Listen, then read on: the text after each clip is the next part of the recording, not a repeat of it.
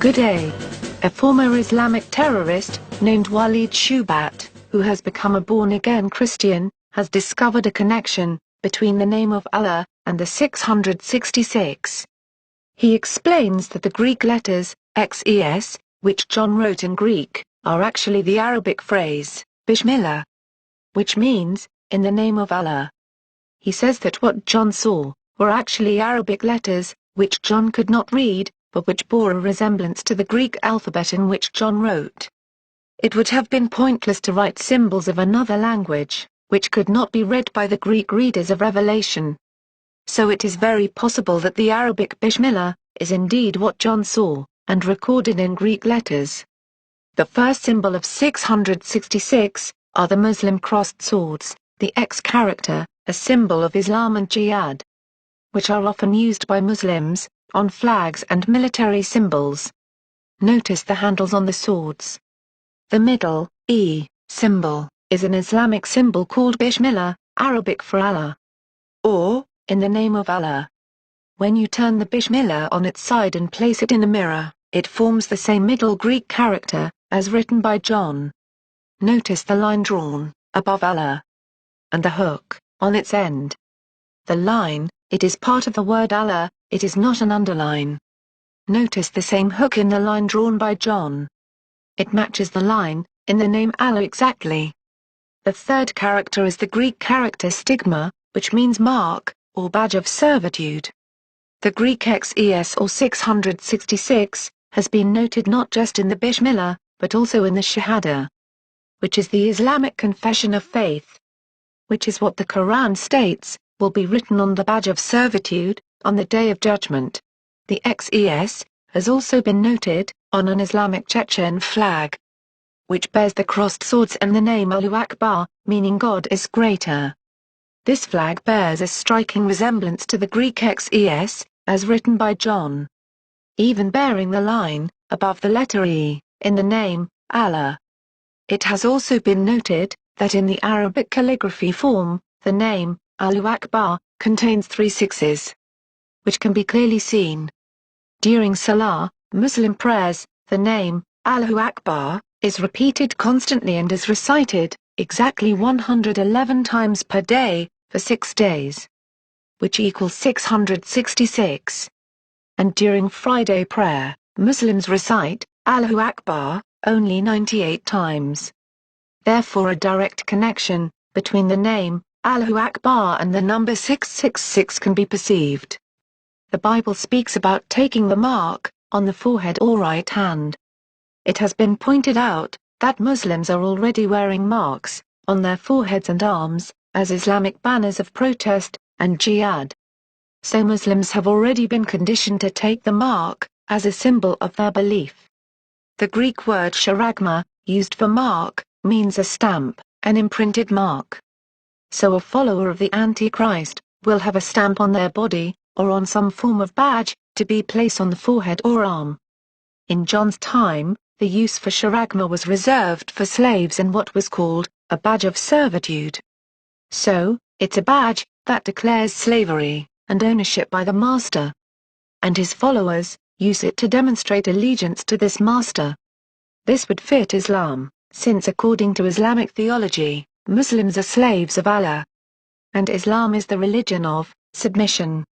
Take a look at the many different Islamic headbands, which have been created for a Muslim to wear, as a sign of their faith. There is a very interesting headband, which actually has the XES written on it, with crossed swords. They call it the Shahid headband. Amazingly, the Strong's Hebrew Dictionary tells us exactly what the name Allah really means. The name Allah is actually the Hebrew word for curse, or oath. Strong's Dictionary says it's an imprecation, curse, cursing, execration, oath, or swearing.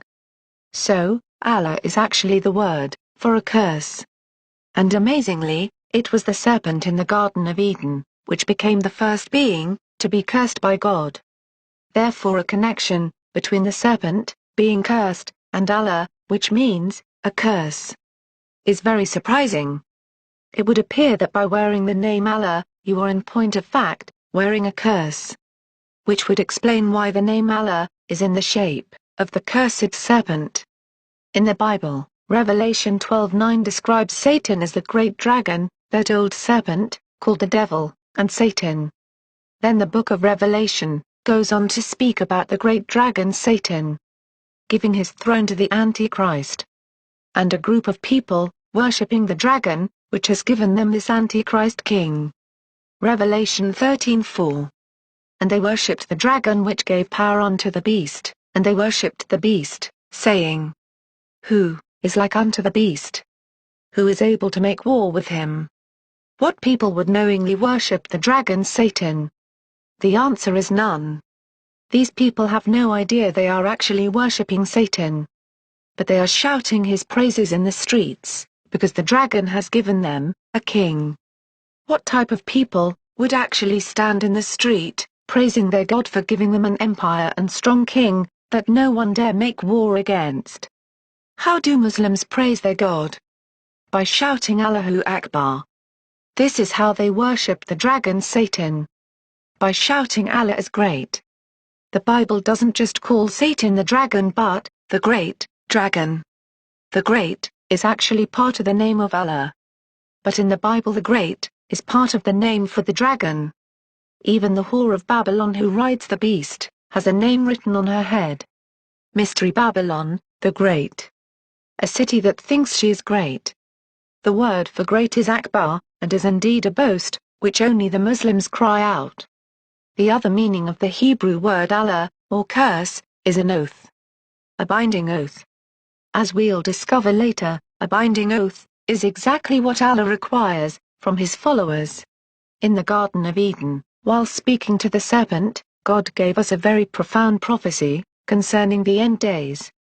Genesis 3:15 says, I will make you and the woman hate each other.